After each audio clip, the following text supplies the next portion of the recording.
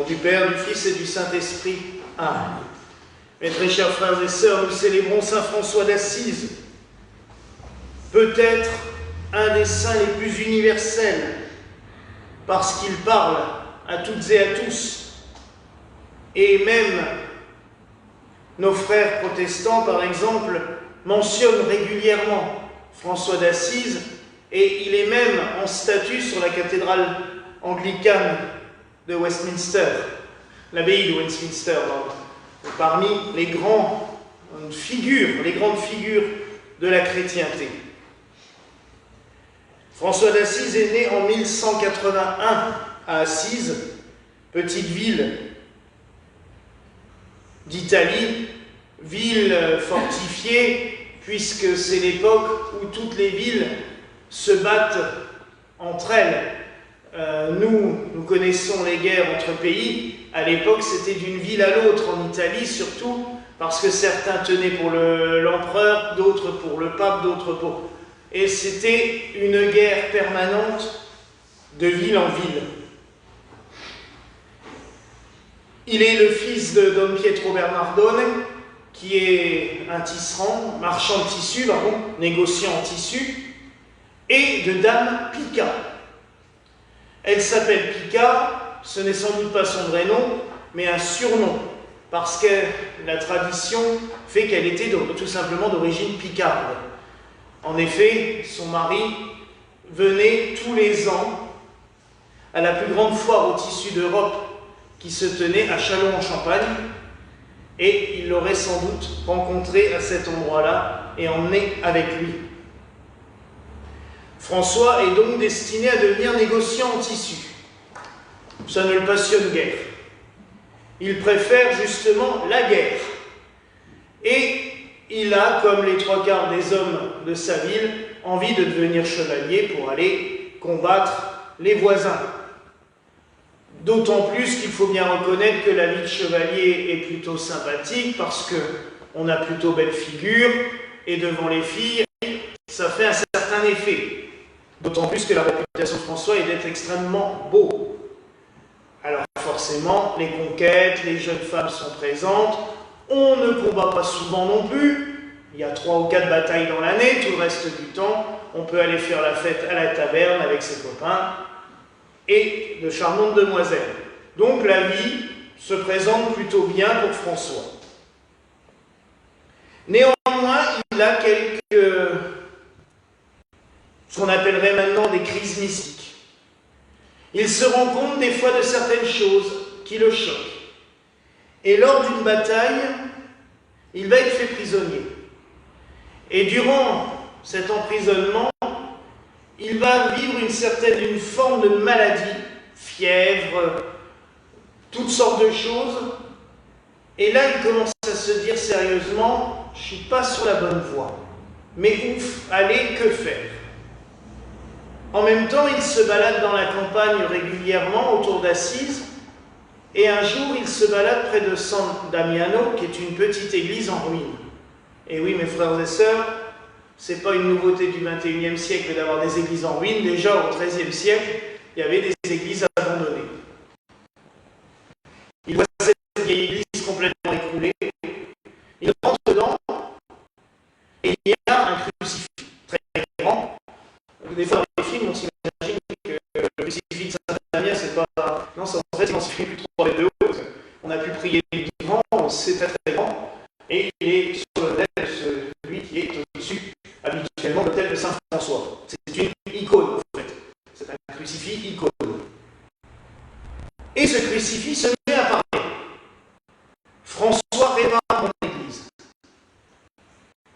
François se dit, bon, il faut que je rigole.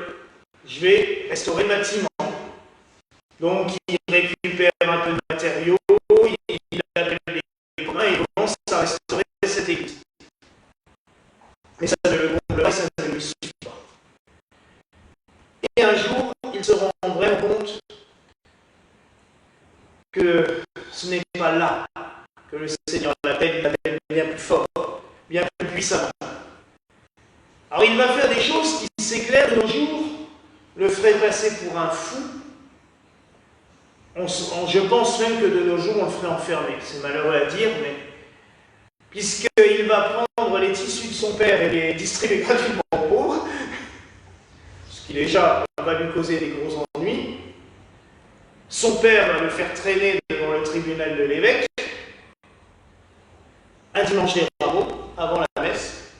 Et là, François va faire une chose admirable d'une certaine manière, mais comme je dis, qui de nos jours le conduirait immédiatement à l'hôpital de Erstein. Il va devant la foule, devant l'évêque, devant son père, dire « Maintenant, je ne me fierai plus que ce qui appartient à mon Père des cieux, et je rends à mon Père de la terre ce qui lui appartient. » Et il va se déshabiller totalement. Et il va rendre ses vêtements à son père, et il va se retrouver tout nu devant tout le monde. L'évêque va le couvrir à sa chape. Ça va faire un scandale innommable. Il passe pour le fou de service. Les gens se moquent de lui, ça va être terrible. Et François va se revêtir d'une robe de pur. C'est-à-dire qu'en fait, il va prendre un grand sac à pommes de terre en toile jute, il va couper 2 trous pour les manches, il va se mettre une corde autour de la ceinture, et ça va être l'habit des franciscains. Bon, plus tard, ça va se perfectionner un petit peu, mais c'est toujours en robe pas très élégante, en tissu pas très sympathique, avec la corde de laine qui sert pour se nouer la ceinture. Mais très vite, et c'est là aussi où c'est troublant, ses camarades qui se moquaient de lui, qui le prenaient pour un fou, le rejoignent. D'autres fils de la noblesse se joignent à lui. Et ils se disent, on va faire pareil, il a raison. Donc ils commencent à faire, à San Damiano, à entretenir l'église, ils prient là-dedans, ils vont mendier leur nourriture, ils vont rendre service, ils vont faire des petits boulots. Et en fait, c'est comme ça que tout doucement l'ordre des franciscains va naître. Mais vous imaginez la tête des nobles et des seigneurs d'Assise qui voient leurs fils vaillants, prêts à combattre, se barrer pour devenir moines. Et surtout vivre dans la pauvreté comme des clochards, parce que c'était ça. Hein. Et ça commence à grogner, sérieusement. Alors ils sont pris sous la protection des moines bénédictins qui vont leur donner un terrain en contrebas d'Assise, et dont on a parlé le 2 août, et dont on parlera dimanche aussi, puisque c'est la solennité de Notre-Dame-des-Anges, c'est Notre-Dame de la portion coule, c'est-à-dire de la petite portion. C'est un petit terrain avec une chapelle de la Vierge, et les bénédictins vont leur dire qu'ils peuvent s'installer là, et c'est les bénédictins qui vont leur faire un peu une sorte de noviciat, c'est-à-dire leur expliquer quand même les fondements de la vie religieuse. On ne peut pas juste vivre comme ça sous l'inspiration de François qui... Donc ils vont essayer un petit peu de les codifier, de les régler. François va écrire sa règle. Il va aller la voir le pape. Ils dorment, ces pauvres moines, parce qu'ils sont reçus comme des malpropres, hein. On les fait dormir dans la porcherie avec les cochons. Vous imaginez déjà, bon, d'après les dires de l'époque, c'est qu'ils sentaient tellement fort que c'était le seul endroit où on pouvait les mettre. Ouais. Ah, ils n'avaient pas une bonne réputation, hein, c'était pas non plus... Le pape, sur le coup, se dit, mais c'est des fous. Mais en pleine nuit, il fait un cauchemar terrible. Il est dans son église, en train de célébrer l'office, et tout d'un coup, toute l'église s'effondre. Il y a des morts, il y a des blessés, il y a des victimes et tout. Et juste au-dessus de lui, il y a une grande pierre qui est prête à tomber dessus. Et il voit Saint-François, il voit, c'est pas François encore, c'est François tout court, qui tient la pierre au-dessus de lui, qui l'empêche de s'effondrer. Et là, il se dit, c'est peut-être lui qui empêchera l'écroulement de l'Église. Parce qu'il faut reconnaître qu'à l'époque, l'Église est devenue une espèce de multinationale ayant accumulé des trésors monstrueux, vivant totalement, comme on dirait maintenant le langage actuel, hors sol, c'est-à-dire qu'il ne se rend pas Ils font la messe pour les gens, mais ils ont strictement... En gros, c'est... On ouvre la porte, on fait la messe, et puis après tout le monde dehors, et puis on ne s'occupe plus du reste. Il y a vraiment une distance terrible entre les deux. Et quand même, et il y a déjà quand même beaucoup de religieux à l'époque qui se disent qu'on ne va pas tarder à sombrer.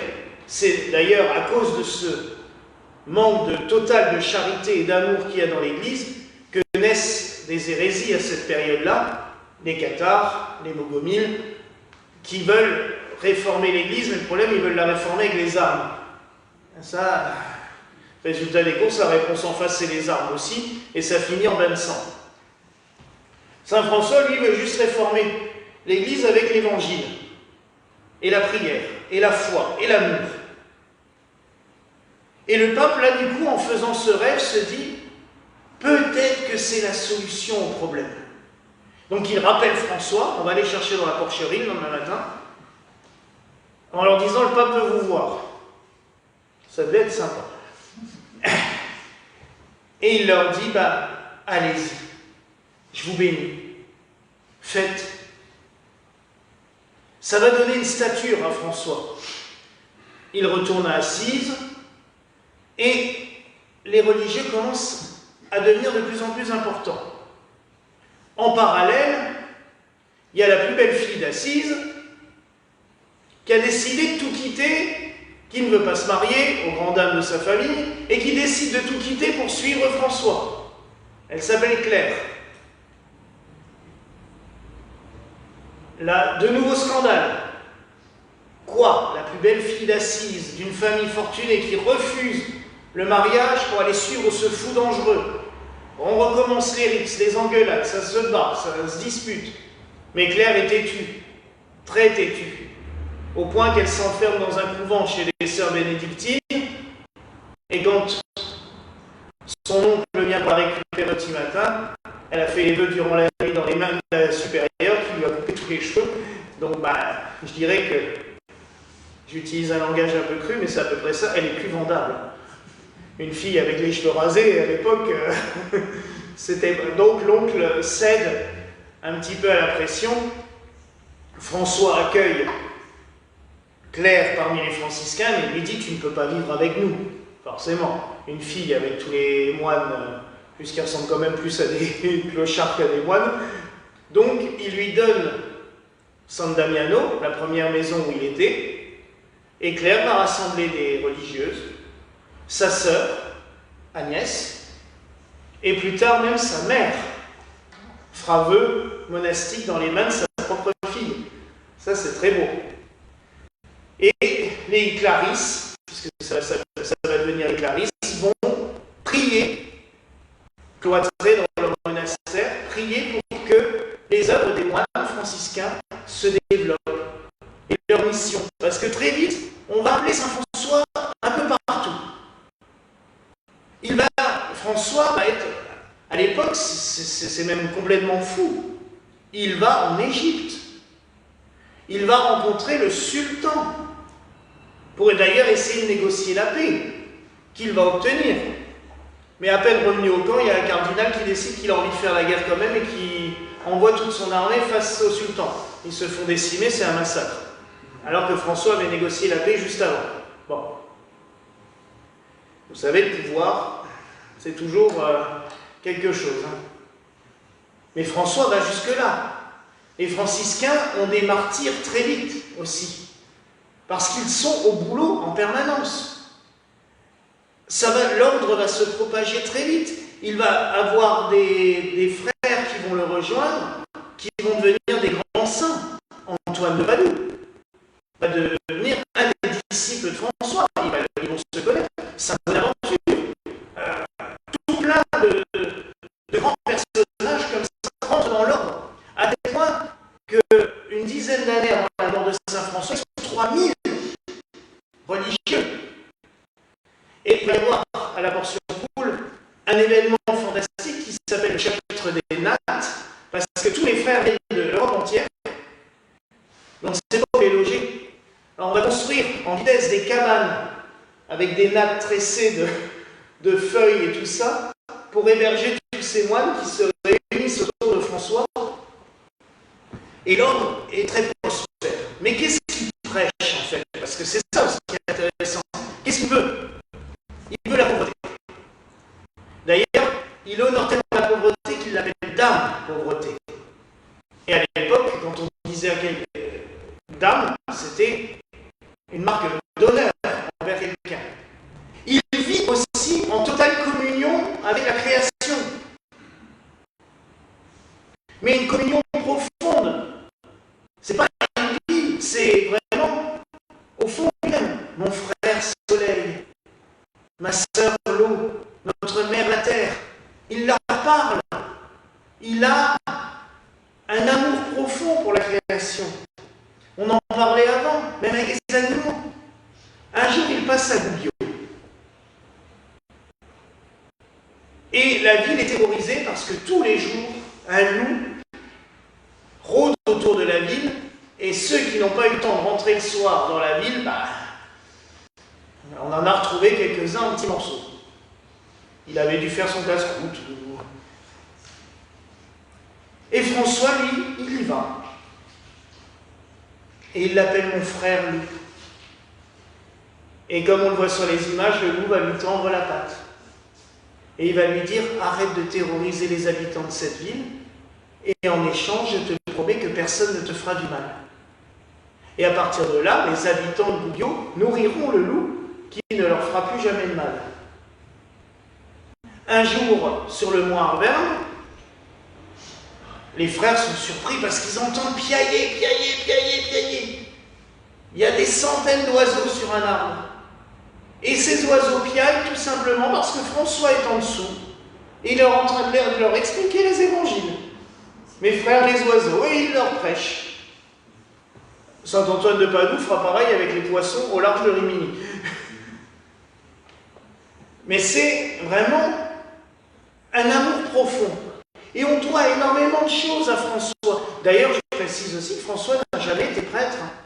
Il était juste diacre. Il n'a jamais voulu aller plus loin parce que trop humble.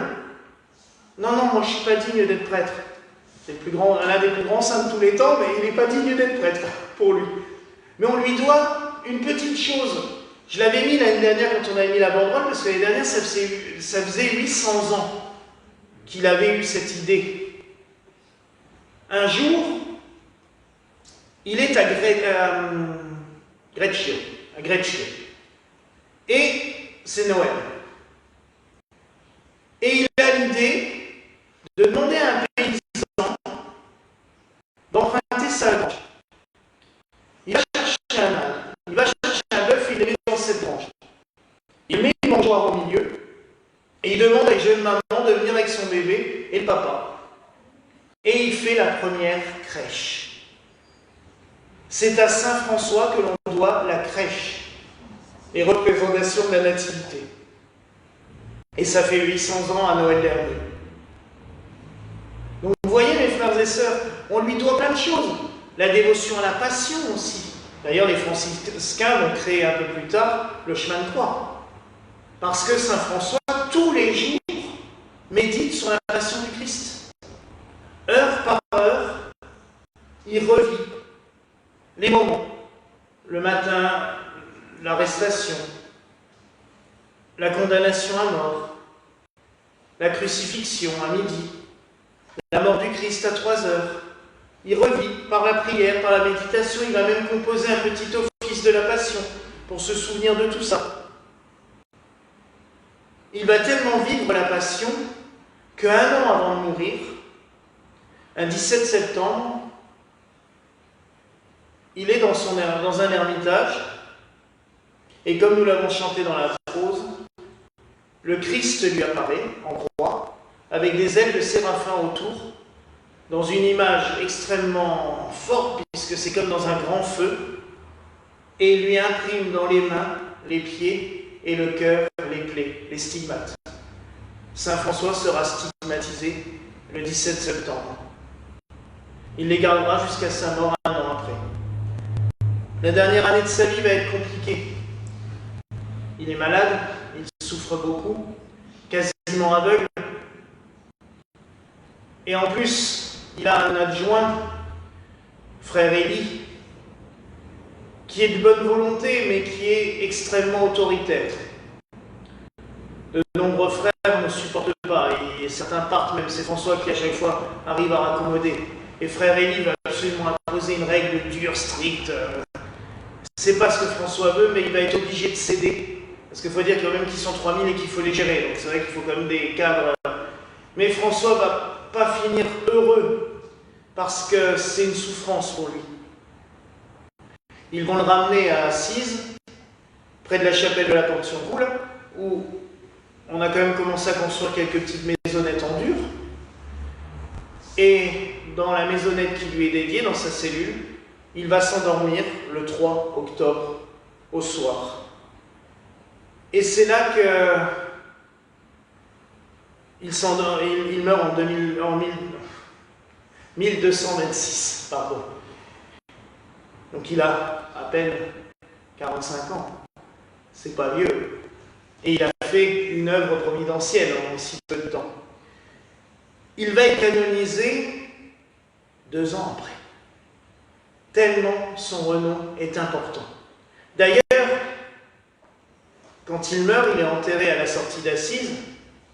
On va tout de suite commencer à construire cette gigantesque basilique, où il y a 3 basiliques, puisqu'il y a la crypte, où est le tombeau de Saint-François, puis au-dessus, on va faire la basilique inférieure, et au-dessus, la basilique supérieure, avec ces peintures de Giotto qui sont une pure merveille, qui ont été détruites en partie lors de tremblements de terre, mais qui ont heureusement été restaurées. Mais quand vous allez à Assise, je dirais qu'il n'y a pas 1 centimètre carré où on ne ressent pas François. Il est passé partout. Il y a encore sa maison natale. Il y a la cathédrale, où il s'est dénudé. C'est là d'ailleurs où est enterré le bienheureux Carlo Acutis aussi maintenant. Il y a l'église Sainte-Claire, où il y a son tombeau. Il y a San Damiano. Il y a l'ermitage de Rivo Torto, où il a passé quelques temps aussi. Il y a l'ermitage des Carcéries aussi un peu plus haut. La portion coule juste en bas, mais tout est baigné par l'esprit de François. Et donc, comme je le disais, Saint François, c'est aussi le patron des animaux. Et à tel point qu'il a marqué les esprits, c'est que l'ONU, quand ils ont décidé de créer une journée internationale des animaux, ils ont choisi immédiatement le 4 octobre. Donc c'est aujourd'hui la journée mondiale des animaux. C'est vraiment Saint François qui a mis cette considération des animaux dans l'Église. Mais il a aussi mis toute cette considération sur la pauvreté, sur le rejet, je dirais, des fastes. Ce n'est pas les fastes liturgiques qui rejettent, mais ces fastes, ces palais, devant les papes, les évêques qui vivaient dans des palais opulents, qui mangeaient, qui avaient des banquets, mais gargantuesques, alors qu'il y avait des centaines de pauvres à la porte. Et d'ailleurs, ce débat va rester très longtemps, puisque vous avez dans l'œuvre littéraire d'Umberto Eco, dans Le nom de la rose, ce débat justement entre les franciscains qui militent pour la pauvreté au nom du Christ, et en face les bénédictins qui sont dans l'opulence, la richesse, qui disent que le Christ était riche. Je ne sais pas où vous avez vu ça dans l'Évangile, mais pardon. On ne l'a jamais vu avec des fortunes non plus, mais bon. Il y avait vraiment un débat profond et théologique. Et les franciscains vont militer pour cela, avec succès à certains moments, avec moins de succès à d'autres. Mais en tout cas, l'esprit de Saint François est toujours là. Et c'est peut-être à chacun de nous aussi de l'entretenir par cet esprit d'amour. L'amour pour nos frères, pour les proches, mais aussi pour toute la création. Alors oui, c'est peut-être difficile en sortant d'aller faire un bisou à la fleur aux roses qui sont devant en lui disant « ma sœur la fleur », mais pourtant, quand on prend une rose dans une main, regardez, on a ces magnifiques roses, elles n'ont pas bougé depuis mardi, elles sont superbes. C'est un don de Dieu. C'est un don de Dieu. Et on devrait les remercier, je dirais même, d'avoir donné leur vie, puisque malheureusement on les a coupés, pour la beauté du culte. C'est vrai qu'on n'y pense pas assez, il y a d'autres cultures religieuses qui y pensent. Les Indiens, par exemple, même quand ils tuent une bête, ils remercient la bête pour le sacrifice qu'elle a fait pour eux. Quand ils doivent couper une plante pour faire quelque chose, ils remercient la plante de se donner François. Saint François, lui, pensait à tout ça. Alors c'est peut-être dans cet esprit-là aussi qu'on doit penser un petit peu plus. Et comme j'en parlais hier soir avec un ami évêque, si l'Église revenait un peu à ses fondamentaux, Saint François, la création, quand on a parlé des 4 temps et tout ça, on n'aurait peut-être pas besoin d'autant de discours écologiques, politiques et tout ça, parce que ça devrait être naturel. En fait, l'amour de la création doit être naturel et pas forcé par des discours. Vous voyez ce que je veux dire? Donc prions Saint François qu'il nous éclaire dans ce sens, qu'il nous donne toutes les lumières possibles pour vivre en harmonie, en communion et en plein amour avec toute la création. Voilà la grâce que je nous souhaite en ce jour au nom du Père, du Fils et du Saint-Esprit.